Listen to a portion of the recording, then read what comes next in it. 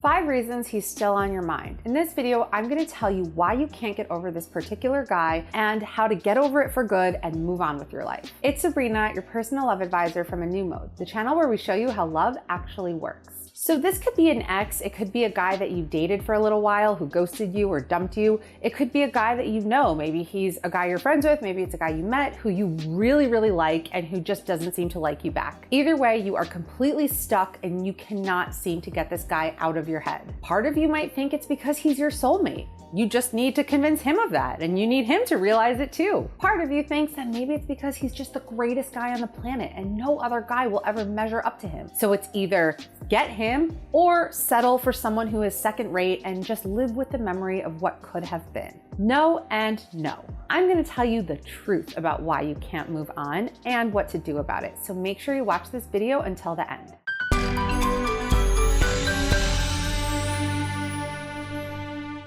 Real quick, if you like this video and find it helpful, please give it a like. That is a super quick, super fast, takes less than a second way to help me out and help me grow my channel. And make sure you subscribe, ring the bell so you get notified when I post new videos, and also follow me on Instagram at A New Mode. Now, I do want to mention that there are cases where you and your ex are meant to be. Some of you may already know this. If you don't, I dated a guy in high school who broke up with me and completely broke my heart, and I could not get over him for years and years and years.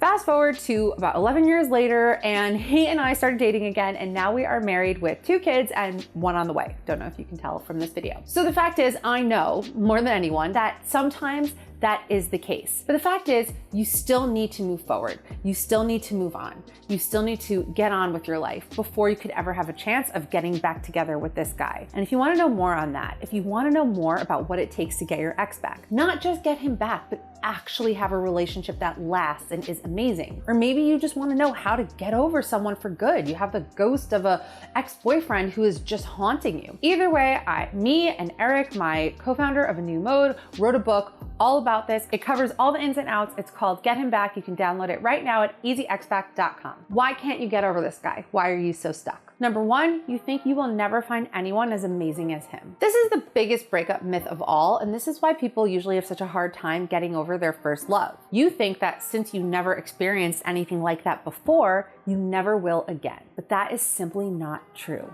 And the fact is, yeah, you probably won't find something like that again. You'll find something better because that relationship didn't last, because it wasn't right.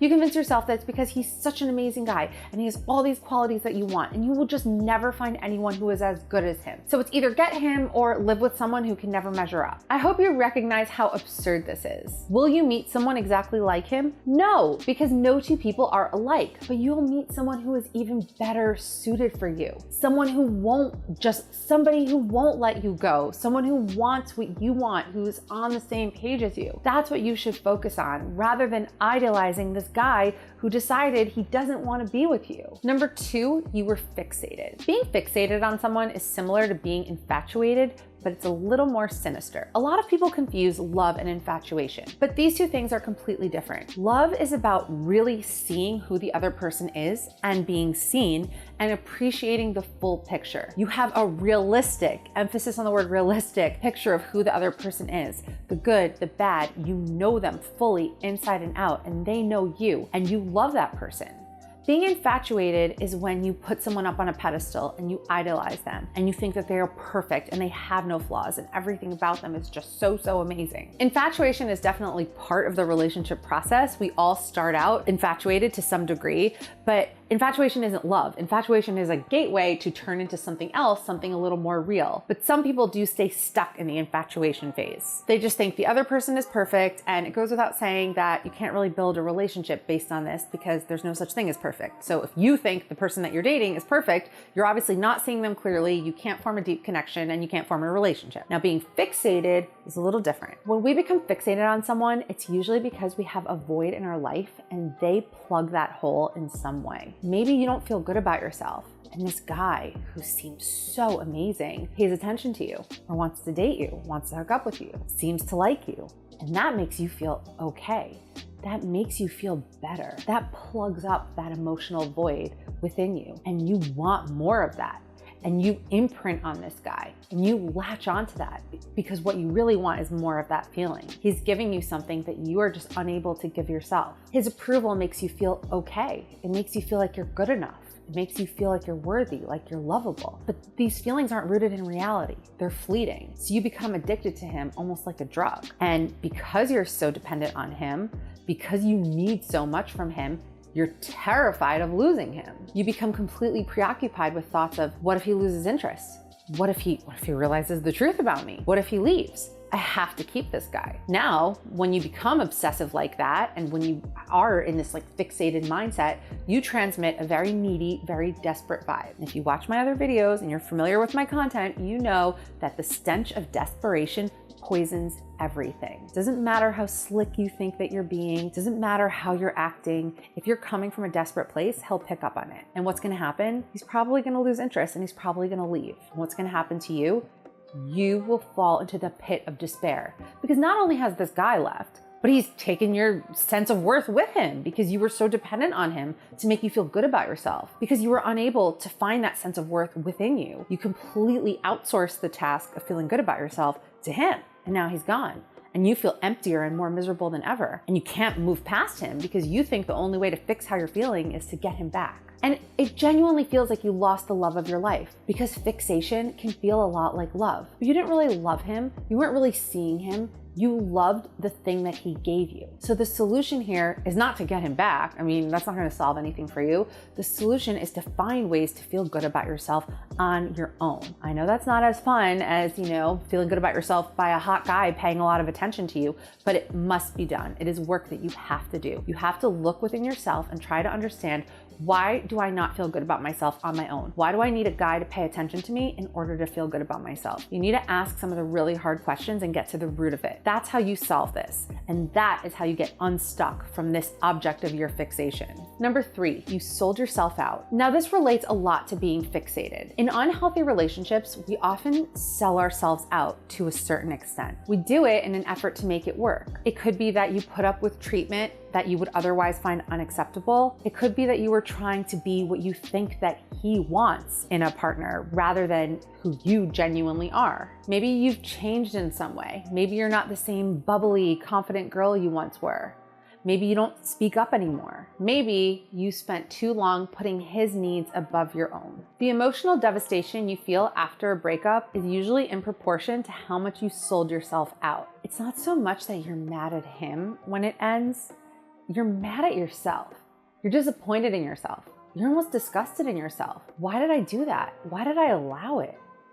What did this relationship turn me into? And because you gave so much of yourself away, it feels like a big part of you is missing. And you feel like the only way to fix it is to get him back. You feel like he's what's missing. He's the missing ingredient. So even though you know the relationship wasn't healthy, and this is why toxic relationships are so toxic and so hard to get out of, and it's so hard to break the cycle, because you sold yourself out and you gave so much of yourself away, and now you feel empty, and it feels like that person is the only one with the ability to fill you back up. And maybe you don't even fully want to admit what you did, that you sold yourself out, that you sold yourself short. So you convince yourself instead, no, it's because he really is the guy for me and there is so much good in the relationship. And that's true of toxic relationships. Toxic relationships aren't toxic all the time. There also is a lot of good in the relationship. So that's what you convince yourself of. But rather than focusing on getting him back, if this is the situation that you're in, you need to focus on why you allowed yourself to be treated like this, or why did you behave like that in the relationship? Like I said in the previous point, it's really about looking at yourself, looking at the relationship, looking at what you did and what you wish you had done differently, and trying to get to the root of all of it. Number 4, you went all in. There's nothing wrong with going all in a relationship if the other person is doing the same. If you're all in, you're fully invested, you're fully committed, and he's just not, then that's a problem. And then you're gonna have a significantly harder time moving in than him. I mean, of course you are, because he was still feeling things out. And then he decided, okay, this isn't gonna work out. So he just moved on. And that hurts even more because you're in so much pain and you're hurting and he just seems completely fine, like nothing ever happened. Because in his mind, nothing really did happen. You're just someone he was casually seeing, didn't work out, he moved on. This is why it is such a trap to fully invest in someone until they have invested in you. Because the more you invest in someone, the more you come to care about them. And that's not what gets the person to invest back in you. That just gets the other person to take you for granted and realize, oh, I don't really have to do anything. This girl is completely sold. I don't even have to try to impress her. Like, she's all in. Another big mistake is dropping your whole life for him. A boyfriend can quickly go from being a part of your life to your entire life. Now, all of a sudden, you're not hanging out with your friends. You're not pursuing your hobbies. You're just not doing any of the things that you did before that made your life full and fun and enjoyable. And you're putting everything on him. And when everything leaves, you're left with nothing. And you are completely distraught and completely devastated. You have nothing to fall back on because all the other elements of your life just fell by the wayside. So this is another reason why you can feel completely stuck and completely unable to move on from him. Number 5, you took it too personally. A lot of the time, the pain we feel after a breakup is really the throb of a bruised ego. Rejection hurts, and it's really hard not to take it personal. It's hard not to feel like there's something wrong with me, that I'm flawed, I'm unlovable. I mean, there's this guy, and I thought that things could work out. I thought we had something good, and he decided that we don't. And so it must be me. I must be the problem. And you may internalize this idea that you're just not good enough. So you go on a quest to prove that you are good enough in an attempt to win him back. But that doesn't work. It doesn't win him back because there's nothing attractive about trying to win someone over. And that's why you just end up stuck in this cycle of just being obsessed with this guy. And you just think that once you get him back, everything will be okay, all will be right with the world, and you'll be whole and healed again.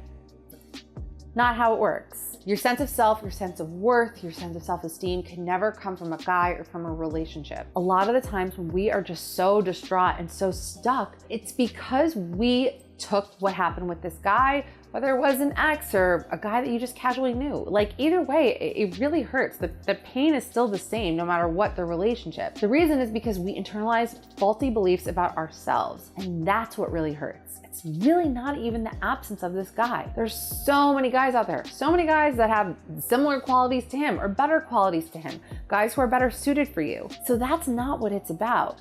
It's really about you. It's about how you interpreted what happened. It's about the story that you tell yourself about who you are, about what this rejection means. Once you can really realize that, that's when you can start rebuilding. And that's what will help you finally move on from this guy who has been taking up so much of your mental energy. I hope you found this helpful. If so, please leave your thoughts, your questions in the comment section. I read them all. I try to get back to everyone. And if you are still convinced that your ex is the right person for you, you really want to get him back, you want to make it work the second time around, then definitely check out our book, Get Him Back. You can download it right now at easyexback.com. And again, make sure to give this video a like if you enjoyed. Please subscribe, ring the bell, follow me on Instagram @newmode, and I will see you guys in the next video.